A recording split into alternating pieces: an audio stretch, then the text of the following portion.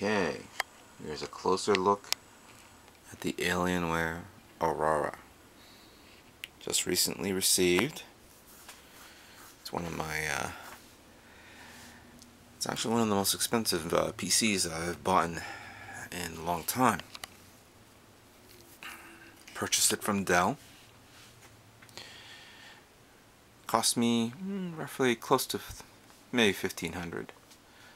I'll explain why. First of all, let me show you some of the features. Clicking on this will reveal the panel to show off the DVD drives and pretty much all the 5.25-inch drives. I can put in another DVD drive if I wish, maybe a card reader, or a Blu-ray when the time comes. Once I'm not finished using it, I'll just close here. On the top, this is the power button. Turns on your machine. Pushing this down exposes two USB drives here, a FireWire, and audio and mic jack here. Very convenient. This has a grill. This here is exposed so that way the heat can be dispersed. This device here, when lifted, will allow me to access the side panel of the case. The case has these a unique style where this and this illuminates when turned on. You can actually control the illumination and lighting effects using the software built in to the system. Let me show you the inside of this machine. Okay, as you see here are the contents of the motherboard. We'll begin with that. In there houses the Intel Pentium i7 core chipset. This is the 920 chipset. This is the one that came out last year, not the new the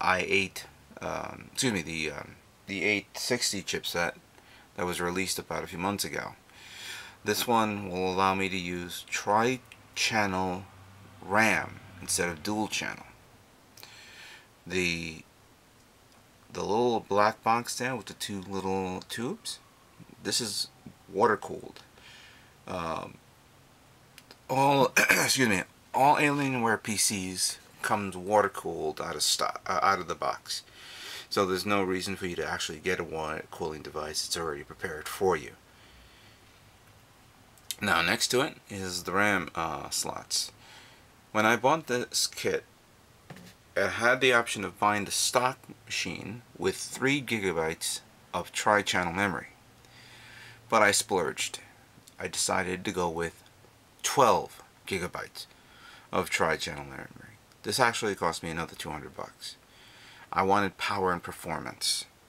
I didn't want to wait a few months or maybe a year just to get another set of RAM chips. I'd rather have it now.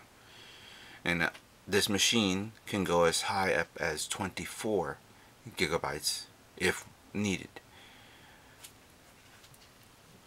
Now, going down to this, we have the video card. This is the GeoForce GTX 260 video card, running at a memory size of 1.8 GB. That is correct, 1.8 GB. I saw a few reviews on video cards that have that size, and it's pretty good for the price. This is actually considered the low-end card for this system. The high-end card is actually either these two cards in SIL mode or the new Crossfire 5870 cards from ATI. As you see, the motherboard will support SIL SLI technology, so I can put another card in there. I may pick up an ATI card down the road, but for now we'll leave it the way it is. Down here in this section is the actual power supply, which is rated at 525. Now many people are saying, isn't that too low? Well, if Alienware was able to figure this out, they wouldn't have sold it with a 535 power supply with all this. So they must have figured it out. Down here is the hard drive compartments, where you can slide hard drives this way. This comes with a stock 500 gig SATA drive. Again, I didn't splurge on this because I have a lot of hard drives. I actually have a 1.5 terabyte hard drive I can slide in here as a backup drive. Or later on, I'll probably pick up two 1 terabytes and set it up as a RAID configuration. And then finally over here is the compartment for the DVD and other 5.25 slots here. Now, cooling. You already saw this. There's a fan here for the video card. There's a fan here for the hard drives. There's even a fan for the RAM right there. So everything is cool and well ventilated. Now there was another kit like this called the Alienware Aurora ATX. I think it's ATX, I may be wrong. Where this part has a unique grill system. How can I say this? They're like little fin thingies that pop out to expand and contract while they're, heat is dispersed.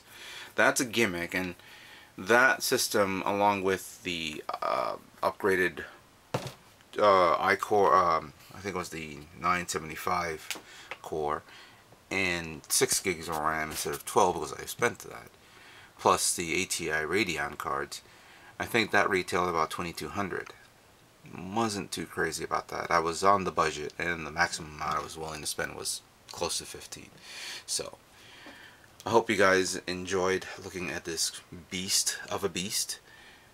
My next video will be me benchmarking it. Something I don't see that many people doing with their kits, with their new PCs. Furthermore, I'm also going to render all these videos from now on this machine. My old machine took me 8 hours just to render 10 minutes. You can tell how old my machine is. So this thing will kick ass. Thank you for watching this video, and stay tuned for more of Alienware. Coming soon.